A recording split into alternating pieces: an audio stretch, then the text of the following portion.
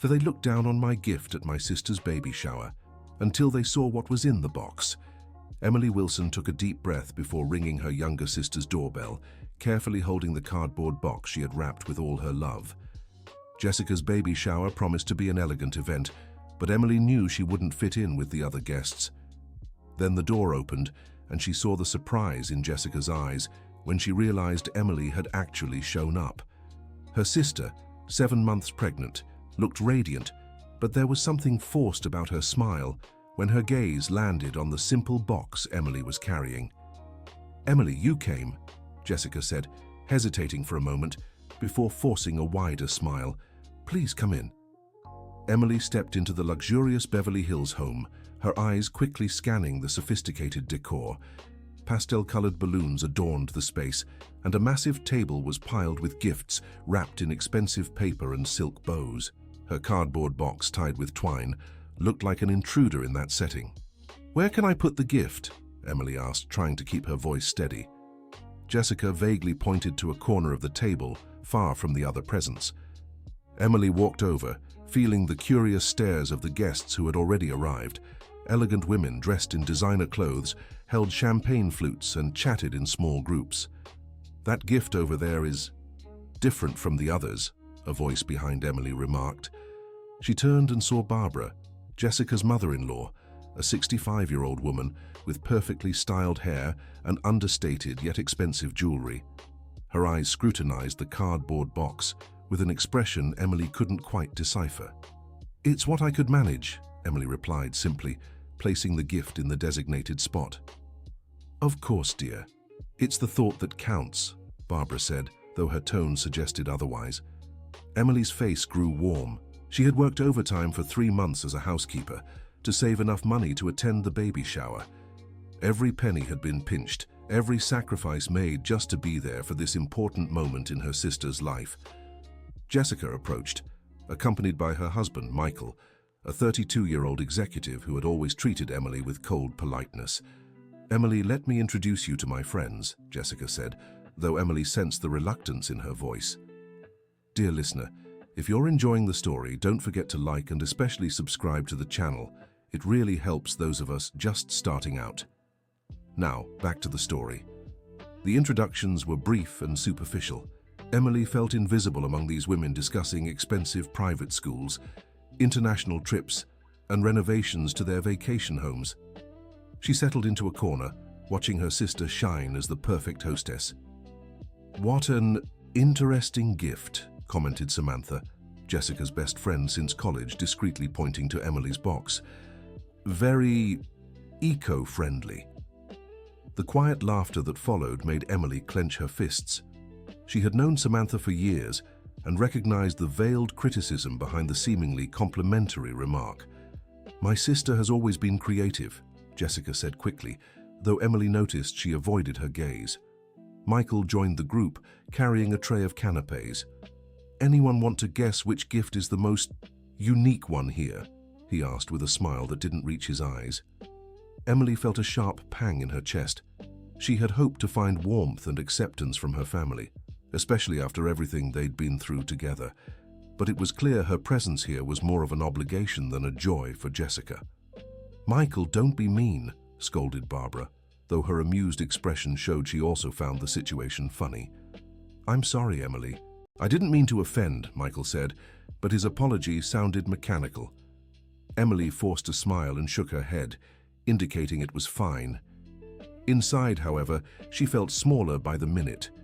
She glanced at her sister, hoping for some sign of support, but Jessica was distracted, arranging the gifts on the table in a way that made Emily's appear even more hidden. The party continued with typical baby shower games. Emily participated when invited, but felt like an outsider. During the game of guessing the baby's weight, Samantha joked about using Emily's box as a unit of measurement, prompting more quiet laughter. "At least we know it's a light gift," added another guest, Jennifer, whom Emily had only met that day. Jessica laughed along with the others, and Emily felt something break inside her. Her sister, the same person she had protected and cared for throughout their childhood, was now laughing at her humiliation. "How about we open the gifts?" suggested Barbara, clapping her hands to get everyone's attention. Emily's stomach twisted. This was the moment she had both dreaded and hoped for the most. Inside that simple box was something that had cost her not just money, but also so much of her time and heart. Jessica settled into a chair specially decorated for the occasion, surrounded by all the guests. Michael stood beside her with a camera to capture the moment. Emily lingered at the back of the group, watching. The first gift was an elegant box from the most expensive baby boutique in town. Inside was a complete set of designer clothes for the baby's first months. "Oh, how beautiful, Samantha. Thank you," Jessica exclaimed, holding up each piece for everyone to admire. The following gifts were equally impressive: an Italian crib, an imported stroller, a state-of-the-art baby monitor. With each unwrapping, the compliments multiplied, and Jessica shone even brighter. Emily watched in silence, her hands trembling slightly. She knew her gift couldn't compete in monetary value with any of those, but she hoped her sister would understand the special meaning behind it. "I think that's all the gifts," Michael said, glancing at the now empty table. "No, there's still one," Emily said, pointing to her box, still forgotten in the corner. An odd silence fell over the room. Jessica looked at the box, as if seeing it for the first time, though Emily was certain she had noticed it all along. "Oh, right, of course," Jessica said, standing to pick it up. Emily saw her sister hesitate for a moment before returning to her seat. The weight of the box seemed to surprise her, and Emily noticed she held it with less care than she had the other gifts. "Let's see what Emily got," Jessica said, but her voice lacked the earlier excitement. The guests leaned in, clearly curious about the contents of the plain box. Emily felt every eye on her and wished she could disappear. Jessica began untying the string around the box. Her hands moved slowly, as if delaying the reveal. When she finally lifted the lid, confusion crossed her face. "Are these cloths?" Samantha asked, craning her neck for a better look. Emily watched as her sister pulled out the first layers of fabric she had used to carefully wrap her gift. They were plain, unbleached cotton pieces, nothing special. "How interesting," Jennifer remarked, in a tone that made it clear she found it anything but. Jessica continued unwrapping, now with more haste, as if she wanted to quickly end that awkward situation. The fabrics piled up in her lap, and Emily could see the impatience growing on her sister's face. "Emily, what exactly did you—" Jessica began, but her voice cut off abruptly. Her hands had found something different among the fabrics, something delicate, soft, that made her fingers stop immediately. She looked at Emily with an expression mixing surprise and confusion. "Keep going," Emily said softly, her voice almost a whisper. Jessica turned her attention back to the box, this time more carefully. Her hands trembled slightly as she unfolded what she had found. An absolute silence filled the room when she lifted the object for everyone to see. It was an old christening gown made of fine linen and delicate lace. Even after so many years, the fabric retained its original white color, and the hand-embroidered details shimmered under the light. "This is—" Jessica started, but her voice faltered. "The gown we both wore when we were babies," Emily finished, finally moving closer to her sister. "Our grandmother Hope stitched every detail by hand." Barbara, who until then had observed everything with barely disguised superiority, suddenly stepped forward with genuine interest. "May I see?" she asked, reaching out. Jessica handed the gown to her mother-in-law, who examined it carefully. Her eyes traced every detail of the piece, from the tiny embroidered flowers to the delicate initials on the collar. "This work is extraordinary," Barbara murmured, her voice filled with admiration. "How long must it have taken to make something like this?" "Our grandmother spent 6 months working on it," Emily explained. "She wanted it to be an heirloom for future generations of the family." Samantha, who moments earlier had mocked the gift, now looked at the gown with new eyes. "It's genuinely antique," she said, lightly touching the lace. "These embroidery techniques don't exist anymore." Emily saw tears forming in Jessica's eyes. Her sister now held the gown as if it were the most precious thing in the world, and Emily knew she had remembered all the stories their grandmother used to tell about that special piece. "There's more in the box," Emily said gently. Jessica turned her attention back to the box, now with completely different expectations. Her hands found a handmade photo album, bound in fabric and decorated with the same embroidered motifs as the gown. "Emily, did you make this?" Jessica asked, opening the first page. The album contained photographs of the two sisters from infancy to adolescence. But they weren't just randomly pasted pictures. Emily had created a visual narrative, telling the story of their intertwined lives through carefully selected and arranged images. On the first page, a photo of both of them as babies wearing the same christening gown on different occasions. Jessica, the younger one, appeared in Emily's arms. Emily, who was only 5 at the time, but already showed a protective instinct toward her sister. "I remember this photo," Jessica said, her voice thick with emotion. "You insisted on holding me through the whole ceremony." "You were so tiny," Emily recalled, sitting beside her sister. "I was afraid someone might hurt you." The guests drew even closer, now genuinely interested in the gift. The album revealed a story of closeness and care that many of them hadn't known. On the second page, childhood photos of the two in a much simpler home than the one they were in now. Emily was always seen looking after Jessica, teaching her to walk, sharing her plate of food, shielding her from the rain with an umbrella too small for both of them. "Look here," said Jennifer, pointing to a specific photo. "You two are wearing the same outfit." It was true. In the picture, the two girls had identical dresses, but Emily was noticeably thinner and her dress looked slightly bigger.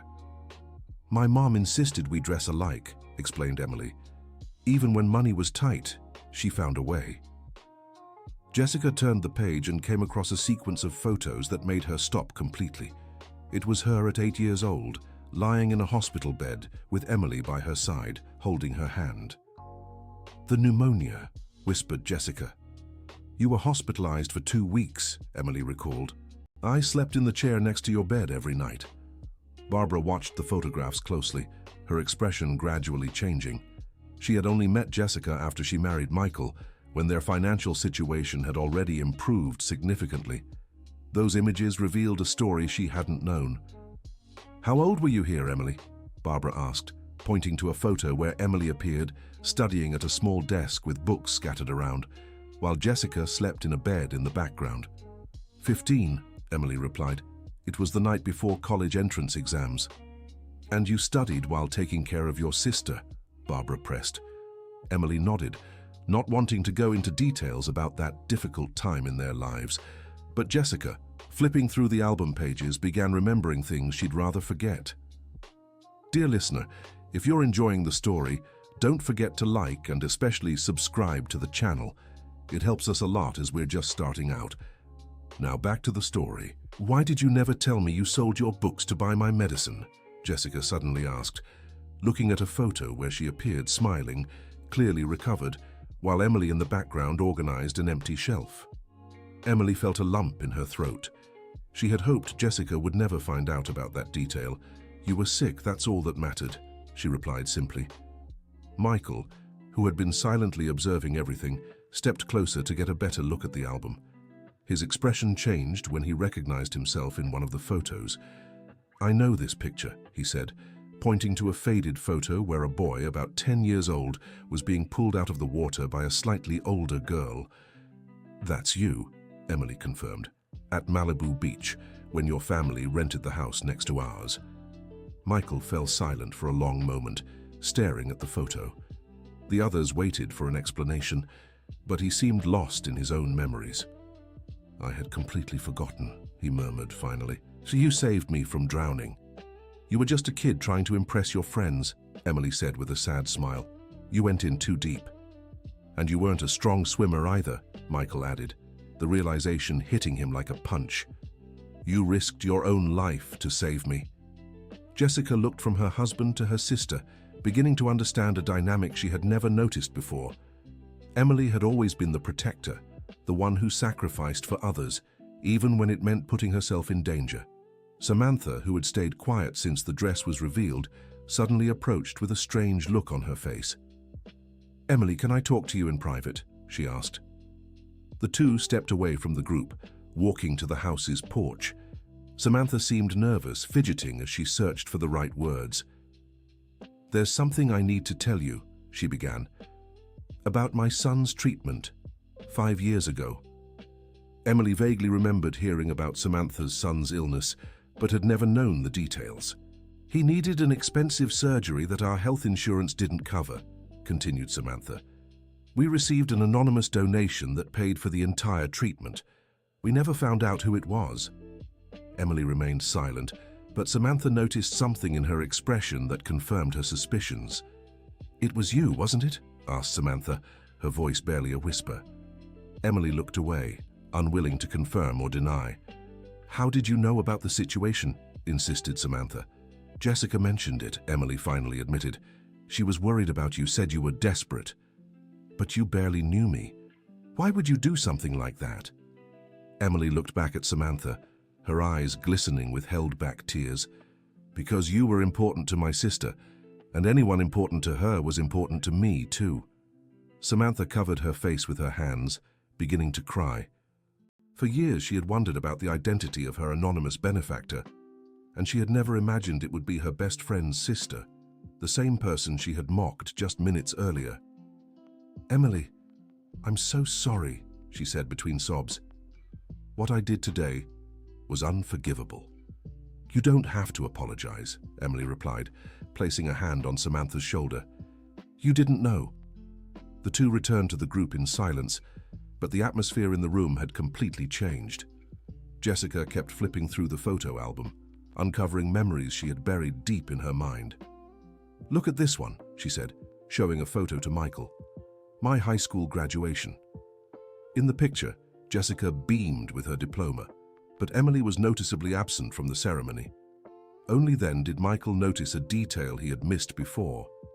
Emily appeared in a later photo, in the backyard at home, congratulating her sister. Why didn't you go to the graduation? Asked Michael. I was working, Emily replied simply.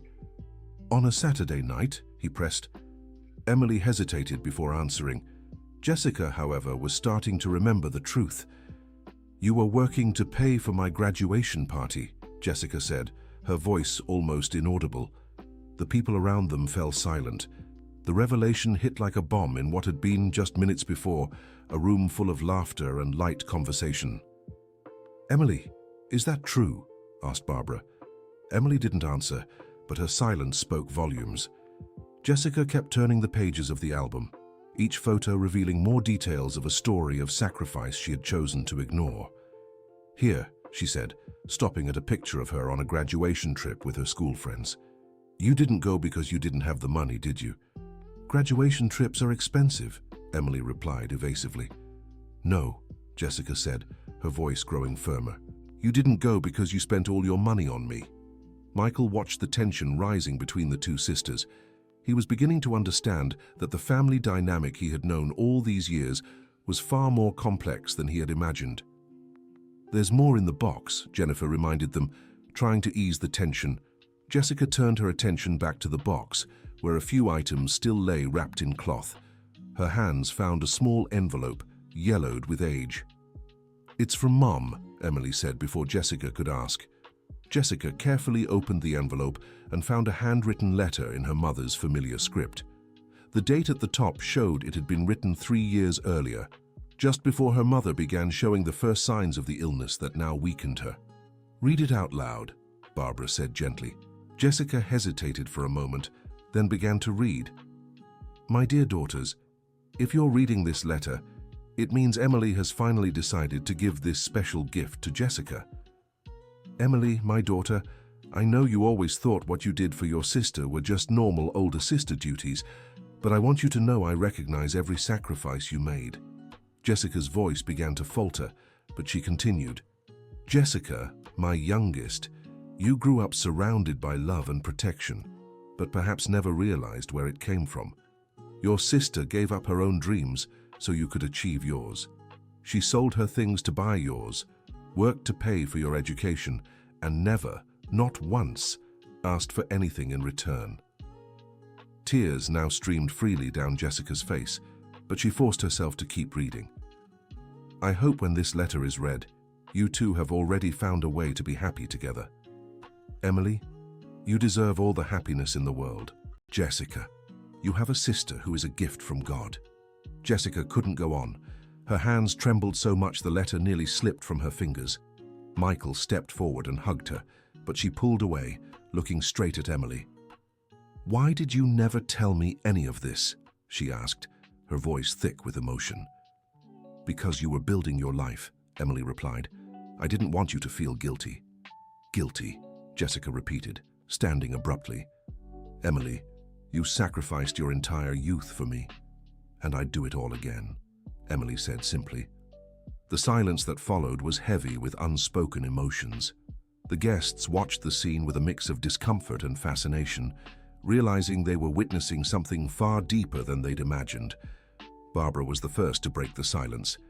"Emily, can I ask you something?" she said, her voice softer than it had been all afternoon.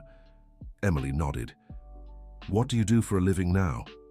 "I'm a housekeeper," Emily answered without hesitation.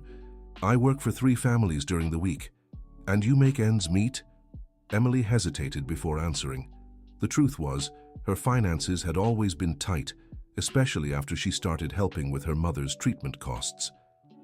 "I manage," she finally said. Jessica looked at her sister as if seeing her for the first time.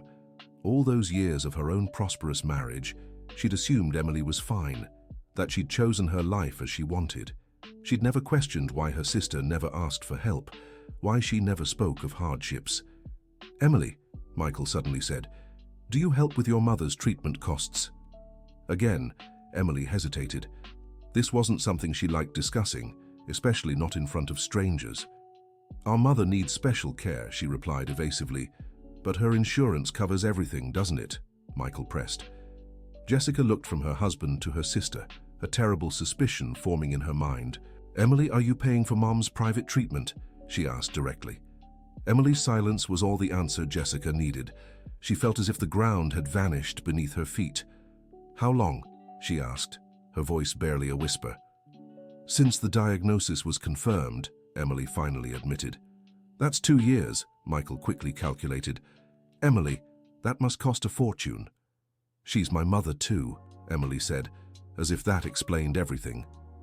Jessica sank into the armchair, the weight of the revelations becoming almost unbearable. For 2 years, while she lived comfortably in her luxurious home, worrying only about decor and shopping, her sister had sacrificed herself to care for their mother. "Why did you never ask me for help?" Jessica asked, her voice filled with pain. "Because you have your own family to care for," Emily replied. "And I didn't want to be a burden." "A burden?" Jessica repeated, standing again. "Emily, you're my sister." Emily agreed. "And sisters take care of each other."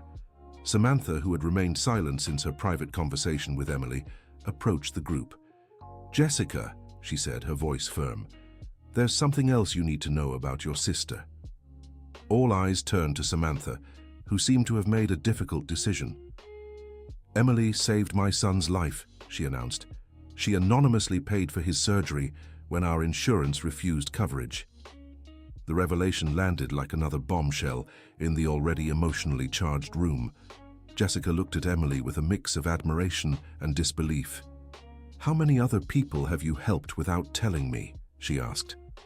Emily didn't answer, but her expression suggested there were more stories she preferred to keep secret. Jennifer, who had been silently observing everything, suddenly remembered something. "Were you the one who paid for Mrs. Wilson's dog's surgery? The lady from the building where I used to live?" she blurted out. Emily looked at her, surprised. How could Jennifer know that?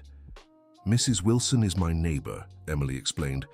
"She didn't have the money for the surgery, and that dog was all she had." "But you barely knew her," Jennifer said. "I knew enough," Emily replied simply. Michael watched everything with growing admiration and shame. He had judged Emily based on her appearance and financial situation, never imagining the kind of person she truly was. "Emily," he said, his voice hesitant, "I owe you an apology for my behavior today and for all these years when I never really knew you." Emily looked at him in surprise. She hadn't expected an apology from Michael. "You don't have to apologize," she said. "You didn't know me." "But I should have made the effort," he insisted. "You're my wife's sister, and more than that, you're an extraordinary person." Jessica watched the interaction between her husband and sister, feeling both proud and devastated. Proud to finally see Emily getting the recognition she deserved, but devastated to realize she herself had failed to be the sister Emily needed. "There's still more in the box," Barbara pointed out, trying to keep the focus on the gift that had started all these revelations. Jessica turned her attention back to the box, where a few wrapped items remained. Her hands found something small and heavy, carefully wrapped in silk. "What's this?" she asked, slowly unwrapping the object. Inside was a small navy blue velvet box, clearly old but well preserved. Jessica opened it and found a delicate ring, a small sapphire surrounded by tiny diamonds. "It was Grandma Hope's," Emily explained. "She always wore it and said it would one day go to the family's first great-granddaughter." Jessica took the ring out of the box and examined it closely. It was clearly valuable, both sentimentally and monetarily. "Emily, this must be worth a lot of money," she said. "Why didn't you sell it when you needed money for Mom's treatment?" "Because it wasn't mine to sell," Emily replied. "It belongs to your daughter." Fresh tears welled in Jessica's eyes. All that time, through financial struggles, Emily had preserved a family heirloom that wasn't even hers, just so it could be passed down as tradition dictated. "There's more," Emily said softly, nodding toward the box. At the bottom, Jessica found another envelope, this one thicker than the last. When she opened it, she discovered not just a letter, but several documents. "What are these papers?" she asked. "Read the letter first," Emily suggested. Jessica opened the letter, written in Emily's handwriting. The date showed it had been written the week before. "Jessica, my dear sister, if you're reading this, it means I've finally found the courage to give you this gift. All these years I've held on to not just objects, but also secrets I thought were better left unknown to you." Jessica paused for a moment, looking at Emily before continuing. "The documents enclosed with this letter are the deeds to the house where our mother lives. The property has been in my name for 3 years, ever since I found out our mother had debts that could make her lose it. Today, I'm transferring the house to you because I know you'll take better care of it than I ever could." Jessica stopped reading abruptly, staring at the papers in her hands. They were, indeed, property transfer documents. "Emily, you can't do this," she said, her voice trembling. "I already have," Emily replied calmly. "The papers are signed and notarized. All they need is your signature to complete the transfer." Michael stepped closer to examine the documents. As an executive, he was familiar with such paperwork. "Emily, this house is worth a lot of money," he said. "Is it your only property?" "Yes," Emily confirmed, "but Jessica has a family to raise. She needs it more than I do." "And where will you live?" asked Barbara, genuinely concerned. "I'll manage," Emily said, repeating the phrase that had become her life's mantra. Jessica stood up abruptly, the papers slipping from her hands. "No," she said firmly. "I won't accept it." "Jessica," Emily began. "No," Jessica repeated louder this time. "Emily, I won't let you keep sacrificing yourself for me." The sharpness in Jessica's voice made all the guests turn toward her. There was a determination in her tone no one had heard before. "All these years, I've lived comfortably while you sacrificed yourself for me and our mother," Jessica continued. "I married a successful man, live in a luxurious home, have everything I need and want. And you work 3 jobs just to pay the basics." Emily tried to interrupt, but Jessica wouldn't let her. "And now you want to give me your house? The only thing of value you own?" Jessica shook her head vigorously. "That's not happening." "Jessica, be reasonable," Michael said, trying to mediate. "No, Michael, you be reasonable," Jessica shot back, turning to her husband. "Look at my sister. Really look at her. See the clothes she's wearing, her hands calloused from so much work. Meanwhile, I have a closet full of clothes I barely wear." Michael looked at Emily as if seeing her for the first time. Jessica was right. Emily's hands showed the toll of her daily labor, and her clothes, though clean and well-kept, were visibly old and simple. "Our mother is sick and needs expensive care," Jessica went on. "Emily is paying for everything alone, working herself to exhaustion. And me? I spend money on frivolous things without a second thought. Barbara watched her daughter-in-law with growing respect. She was seeing a side of Jessica she hadn't known, one that spoke of responsibility and fairness. Dear listener, if you're enjoying the story, don't forget to like and especially subscribe to the channel. It helps us a lot as we're just starting out. Now, continuing. Jessica, you don't need to feel guilty, Emily said. The choices I made were mine. They weren't just yours, Emily, Jessica replied. They were choices you made because I didn't take responsibility. Jessica turned to Michael. We'll be covering half of my mother's treatment costs from now on, she declared, and Emily will live here with us. Jessica, I can't, protested Emily. You can and you will, Jessica said firmly.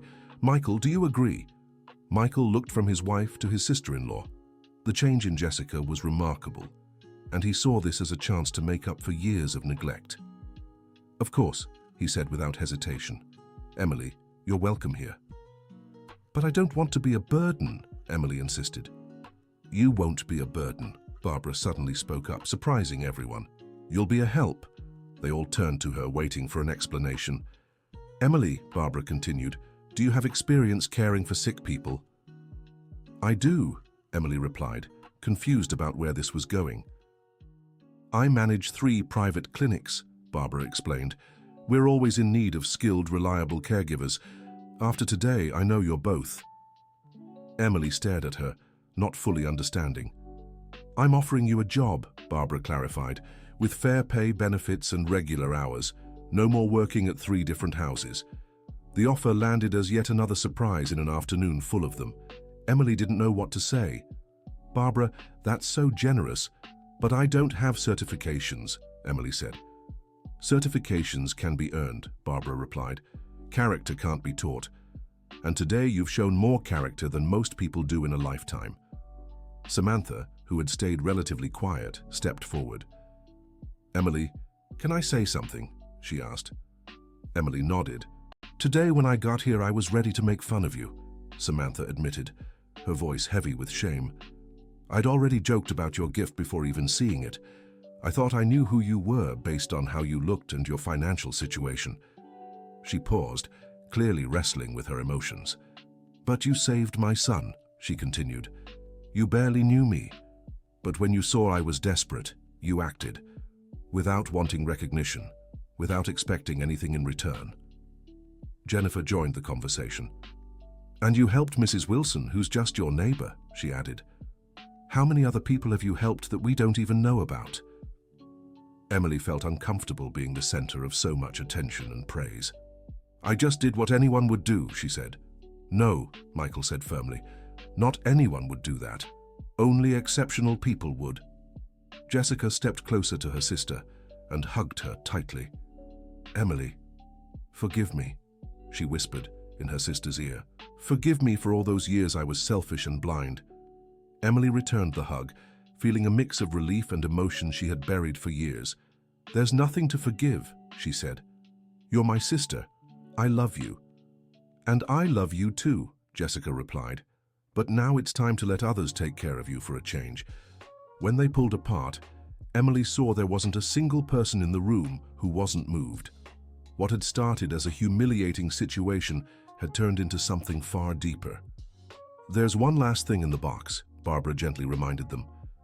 Jessica returned to the box and found a small package at the bottom.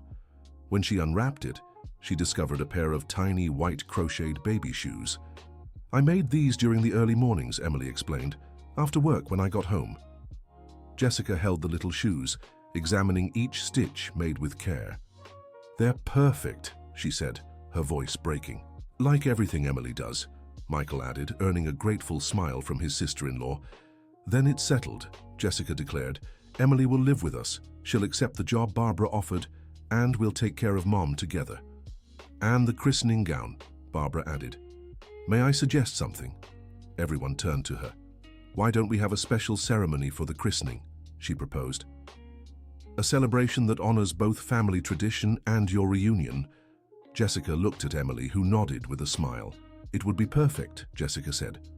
The party, which had begun with humiliation and mockery, was ending with reconciliation and new beginnings. The guests, who had arrived expecting an ordinary baby shower, We're leaving with a lesson about family, sacrifice, and the importance of looking beyond appearances. Emily, Jennifer said before leaving, thank you for teaching us something important today. What was that? Emily asked, genuinely curious. That a person's real worth has nothing to do with what they own, Jennifer replied. It's about what they're willing to give. One by one, the guests said their goodbyes, each carrying a new perspective on life and priorities. Samantha was the last to leave, pausing at the door to speak to Emily. I need you to know I'll tell my son what you did, she said. He should know the person who saved his life. That's not necessary, Emily replied. Yes, it is, Samantha insisted. And if you ever need anything at all, I want you to come to me. It's the least I can do. After everyone had left, only the family remained. Michael, Jessica, Emily, and Barbara sat in the living room, still processing everything that had happened. You know, Michael said, looking at Emily, I always thought Jessica was lucky in life. Good family, good opportunities. Today I realized she had something far more valuable than luck. What? Jessica asked. She had you, Michael answered, gazing at Emily. A sister who loved her unconditionally. Emily felt tears welling up again. After so many years of feeling invisible and unappreciated, she was finally being seen for who she truly was. And now, Barbara said, rising from her chair, let's plan how to make Emily's life easier from here on out. Barbara, you don't have to feel obligated, Emily began. I don't feel obligated, Barbara interrupted. I feel privileged. Privileged to have the chance to know someone like you and be part of the solution to your struggles. Jessica took Emily's hands in hers. Emily, promise me one thing, she asked. What? Promise you'll never carry burdens alone again. If there are problems in our family, we solve them together. Emily looked at her sister, seeing a determination she'd never noticed before. I promise, she finally said. And I promise I'll be the sister you always deserved, Jessica added. It may have taken me too long to realize it, but I know now. Michael stood and walked to the window, looking out at the garden. You know, he said without turning, when we got married, Jessica, I thought I was gaining a wonderful wife. Today I found out I also gained an extraordinary sister-in-law. He turned to face Emily. And I want you to know our home is your home. Not because you need help, but because we need you. Our family is stronger with you here. Emily stood and walked to the table where her cardboard box still sat, now empty of its treasures but full of meaning. You know, she said, running her hands along the box's edge. When I was wrapping this gift, I was nervous. I knew it wasn't as expensive as the others. She paused, looking at each person in the room. But now I realize I gave the best gift I could have, she continued. I gave away our story, our family, our memories, and in return you got what you always deserved, said Jessica. Love and recognition. Barbara walked over to Emily and hugged her. Welcome to the family, sweetheart, she said. For real this time. That night after Barbara left, the two sisters sat on the porch of the house, gazing at the stars. Jessica held the christening dress in her lap, while Emily cradled the tiny crocheted shoes. Emily, Jessica said after a long silence, can I ask you something? Of course. Have you ever regretted it? The choices you made, the sacrifices? Emily thought for a moment before answering. No, she finally said. I never regretted taking care of you or our mother. Sometimes I wondered how things might have been different, but regret? Never. And now, Jessica asked, how do you feel about everything that happened today? Emily smiled, a genuine and peaceful smile. I feel like I can finally breathe, she replied. Like a weight I've carried for years has finally been shared. Because it has, Jessica said, taking her sister's hand. From now on, whatever we face together. Together, Emily agreed. They sat quietly for a few more minutes, each lost in their own thoughts. Finally, Jessica spoke again. Do you know what we're going to name the baby? She asked. What? Hope, Jessica said with a smile. After our grandmother, the woman who made the dress that brought our family back together. Tears of joy welled up in Emily's eyes. She'd be proud, she said. Of both of us, Jessica agreed. Inside the house, Michael finished putting away the baby shower gifts. When he reached the table where Emily's cardboard box sat, he paused and stared at it for a long moment. That simple box had made more of an impact on his life than all the expensive gifts combined. It had revealed truths, healed wounds, and united a family he hadn't even known was broken. He picked it up carefully and carried it to the room that would be Emily's, placing it on the dresser. It wasn't just an empty box now, it was a symbol of love, sacrifice, and redemption.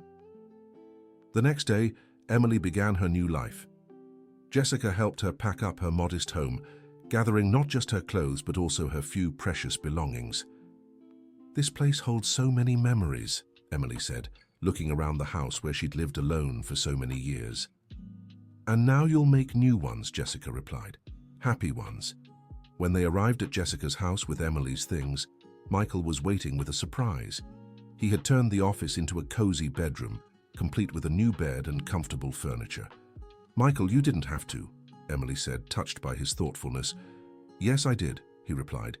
"And there's one more thing." He led her to the bedroom window, which overlooked a small garden. "I thought you might like to plant some flowers," he said. "I know our mother loves gardens." Emily looked at the empty space Michael had prepared just for her and felt an emotion she hadn't experienced in years, the feeling of truly being home. In the weeks that followed, Emily's life changed completely.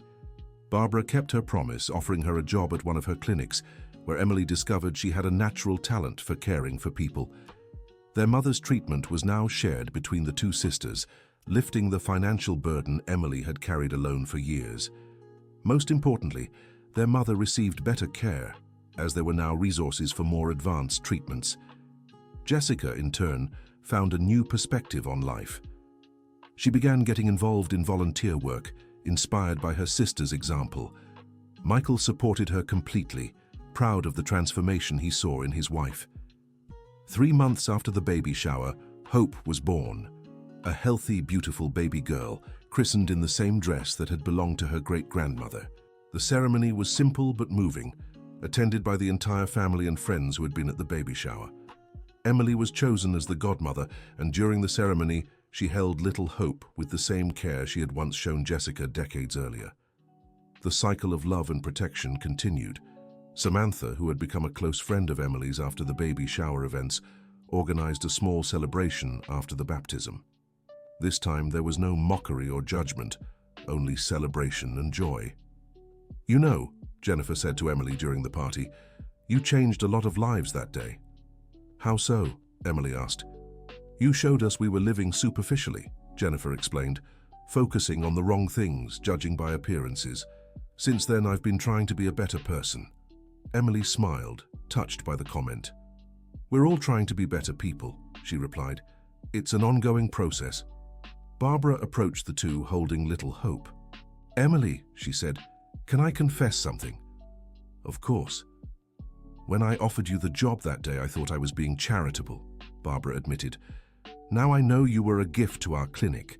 The patients adore you, your colleagues respect you, and you've brought a level of care that's rare to find." Emily was moved by Barbara's sincerity. "Thank you for giving me this opportunity," she said. "Thank you for making the most of it," Barbara replied. That night, after all the guests had left, Emily and Jessica sat in the baby's room, watching Hope sleep peacefully. "Do you think she'll remember all of us when she grows up?" Jessica asked. "She'll grow up surrounded by love," Emily answered. "And love leaves permanent marks." "Like the love you've given me all these years," Jessica said, "even when I didn't deserve it." "You always deserved it," Emily corrected. "You're my sister." Jessica took Emily's hand and squeezed it. "And you're my hero," she said. "Always have been." End of story. Now, tell us what you thought of this touching story about Emily and Jessica. Have you ever been in situations where you felt misunderstood or judged by appearances?